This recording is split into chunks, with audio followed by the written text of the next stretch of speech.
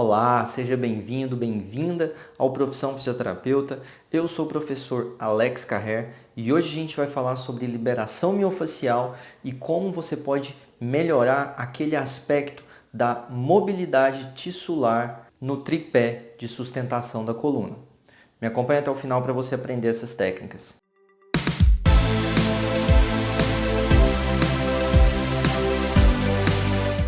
Nós já falamos sobre o tripé de sustentação em outros vídeos. Se você não assistiu, é importante que você assista. Eu vou deixar o link aqui embaixo, ou você pode procurar aqui também para achar esses vídeos. Você precisa entender que a coluna ela se sustenta em um tripé. Esse tripé ele é formado pela estabilidade articular, pela mobilidade vertebral e pela flexibilidade tissular.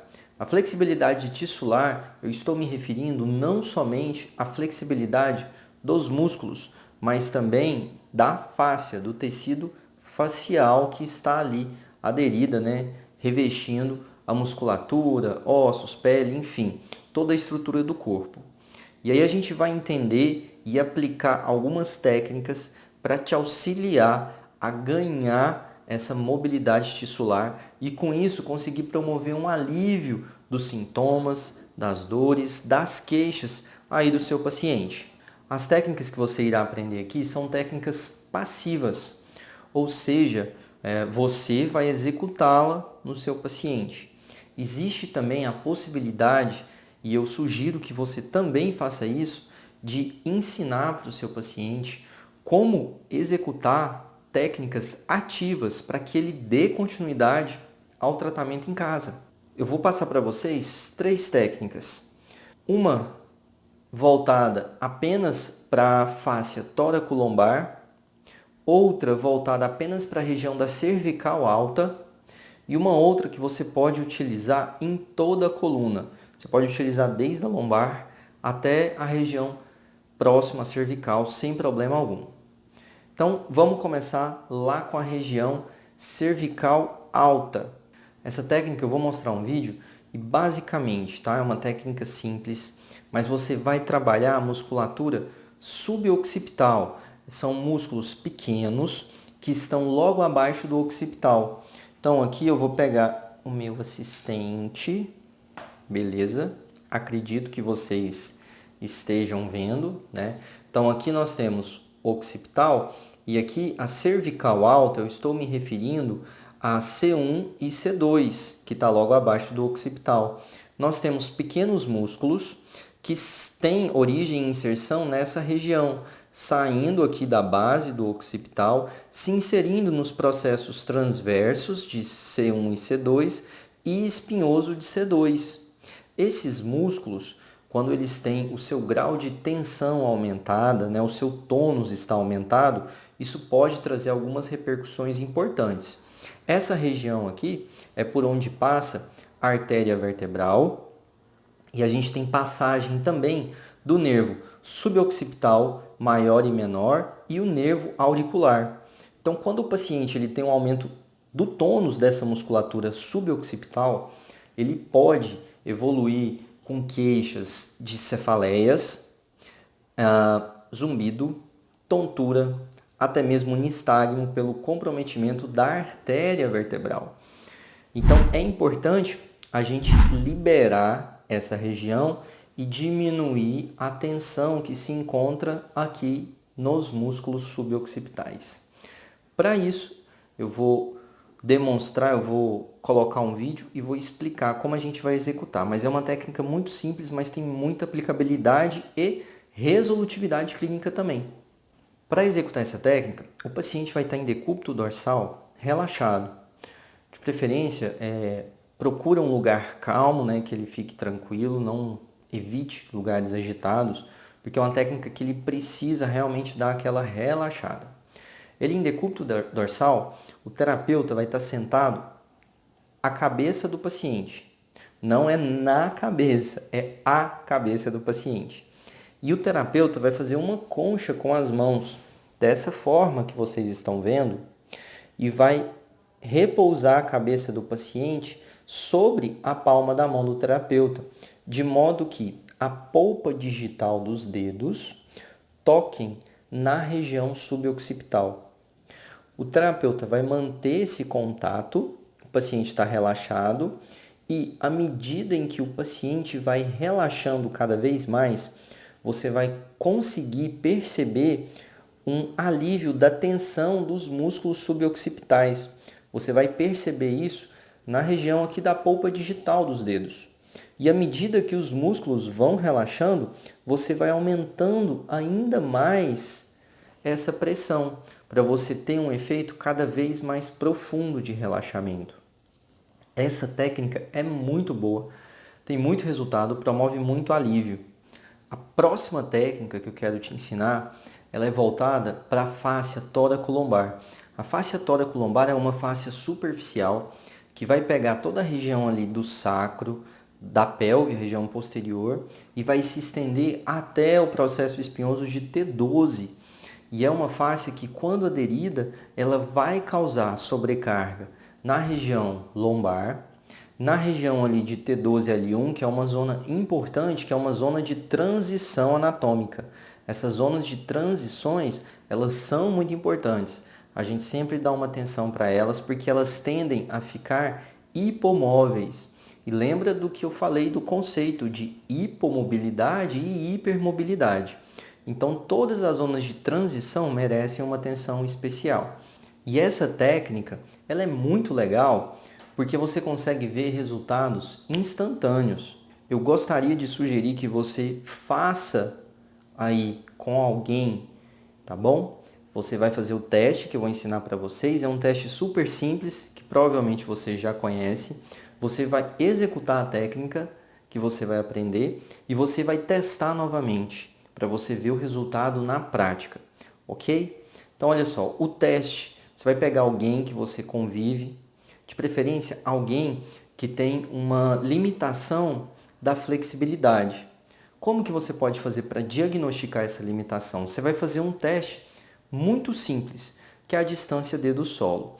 Você vai colocar, eu vou colocar uma foto aqui na imagem para ficar mais claro, mas o paciente vai estar de pé, com os pés unidos, e ele vai fazer um movimento de flexão do tronco, mantendo os joelhos estendidos. E aí ele não força, ele vai até onde ele conseguir, e você vai medir a distância do dedo médio até o solo, com uma fita métrica, ou uma régua, o que você tiver aí ao seu alcance. Feito isso, você vai anotar essa distância.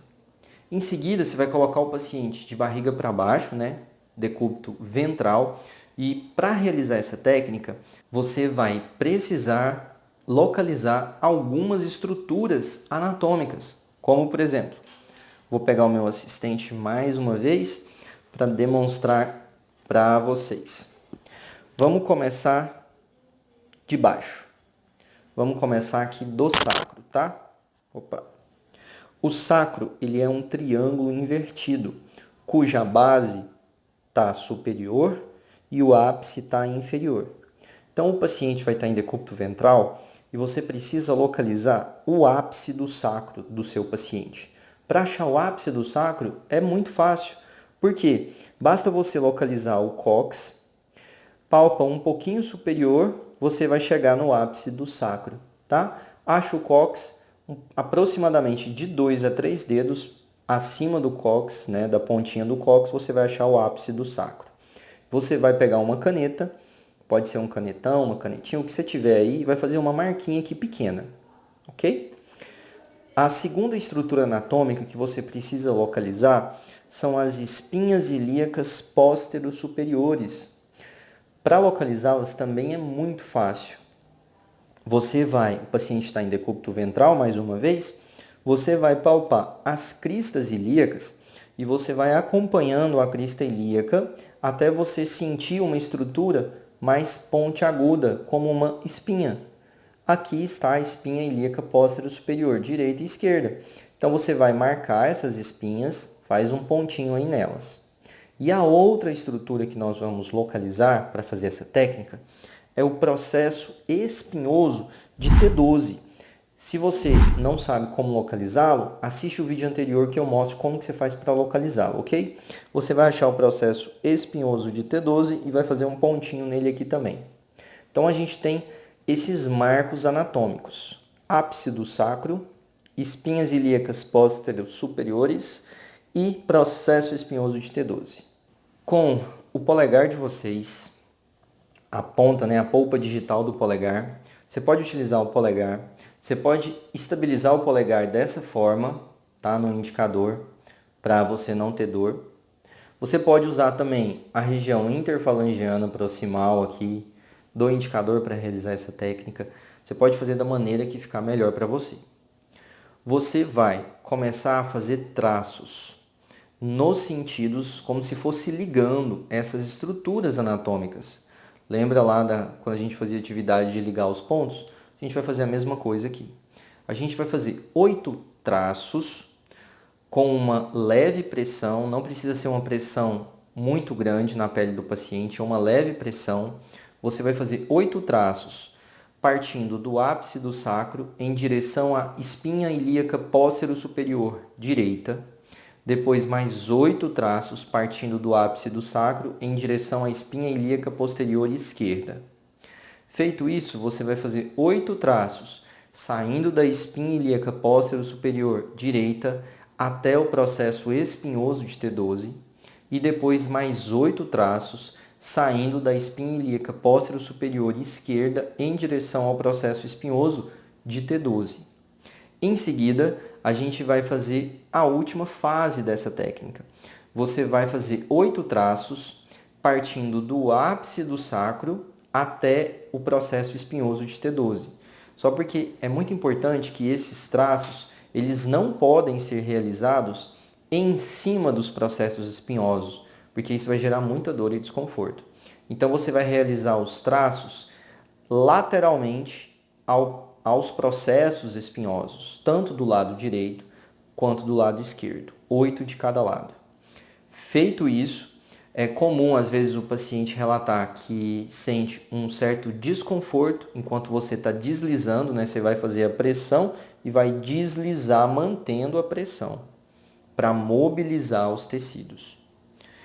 É esperado que fique hiperêmico, que fique vermelho, porque você vai fazer um traço em cima do outro, no mesmo lugar, um em cima do outro, são 8. E aí é esperado que fique hiperêmico, que fique avermelhado. Em seguida, você vai pedir para o paciente ficar de pé novamente, manter os pés juntos e você vai fazer aquele teste dedo solo. Faz aí para mim e conta aqui nos comentários quantos centímetros o seu paciente, o seu colega, o seu familiar conseguiu ganhar de mobilidade apenas com essa técnica. Aqui vale ressaltar que não foi feito absolutamente nenhum tipo de alongamento, apenas a liberação miofascial, que restabeleceu, aumentou a mobilidade tissular da região tóraco-lombar e com isso aumentou a amplitude de movimento do seu paciente. Deixe aqui nos comentários.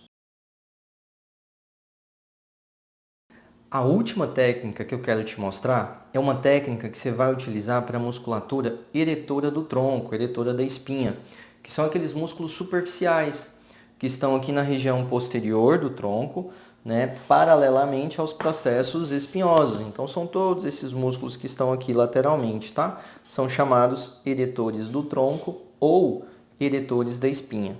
Vocês podem utilizar essa técnica em toda a coluna, desde a região lombar até a região cervical.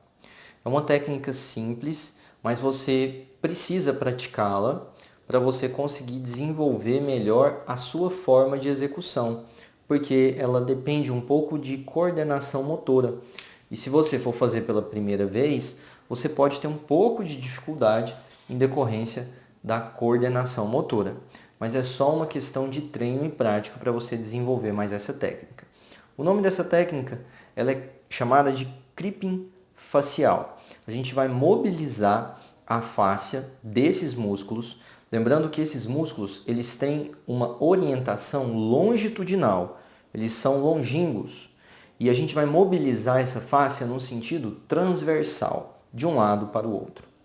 Para isso, o paciente vai estar relaxado, em decúbito ventral. Você vai usar o seu antebraço, e é importante que o antebraço ele não esteja vestido. Então aqui Eu tiraria, né, subiria a manga aqui da minha camisa para eu utilizar a pele do meu antebraço. E agora eu vou mostrar um vídeo demonstrando a forma como eu realizo na prática essa técnica para você aprender. Então, o paciente está em decúbito ventral, você vai apoiar a região anterior do seu antebraço sobre a região que você quer trabalhar, sobre a musculatura, seja direita ou esquerda, seja na região mais lombar, mais torácica ou mais cervical, você vai posicionar. E ao posicionar o seu antebraço, você tem que fazer uma leve descarga de peso para você ter uma leve pressão. Você não vai descarregar todo o seu peso, é apenas uma leve descarga de peso para você ter uma pressão sobre essa região. Feito isso, você vai manter essa pressão e você vai mobilizar os tecidos de um lado para o outro. À medida que você vai mobilizando mais, você pode ir aumentando a velocidade de execução da técnica. À medida que você vai desenvolvendo a coordenação motora necessária, você pode ir aumentando a velocidade. A outra mão, ela estabiliza. Ela vai ser uma mão que vai servir para estabilizar ou a região superior do tronco, caso você esteja realizando a técnica numa região mais inferior, ou a região inferior do tronco, caso você esteja realizando a técnica numa região mais superior do tronco. Quantas vezes eu vou realizar essa técnica? Você vai realizá-la até você perceber que houve melhora da mobilidade dos tecidos. Geralmente, você vai fazer em torno de 40 deslizamentos. Então, você vai deslizar de um lado para o outro aproximadamente 40 vezes, tá? Esse não é um valor exato. O importante é você perceber e você executar a técnica até que haja a melhora da mobilidade tissular. Às vezes você vai precisar de deslizar muito mais do que 40 vezes para ver essa mobilidade. Você pode também fazer o teste da distância dedo do solo antes, fazer a técnica e em seguida refazer o teste para você ver também o quanto, né, a mobilidade tissular interfere nessa amplitude de movimento do seu paciente. Bom, pessoal, é isso. Eu espero de coração que vocês tenham gostado. Se liga para o próximo vídeo em que a gente vai falar sobre o aspecto do tripé relacionado à estabilidade articular. Vou demonstrar alguns exercícios para a gente ativar a musculatura, que é a principal estabilizadora da coluna e vai ajudar o seu paciente a sair do quadro de dor, junto com as outras técnicas que já foram demonstradas. Se você acha legal, se faz sentido o que eu estou falando para você, compartilhe esse vídeo com colegas que podem estar precisando dessa ajuda para se desenvolverem no seu consultório, na sua prática clínica. Muito obrigado por você ter me acompanhado até aqui e até o próximo Profissão Fisioterapeuta.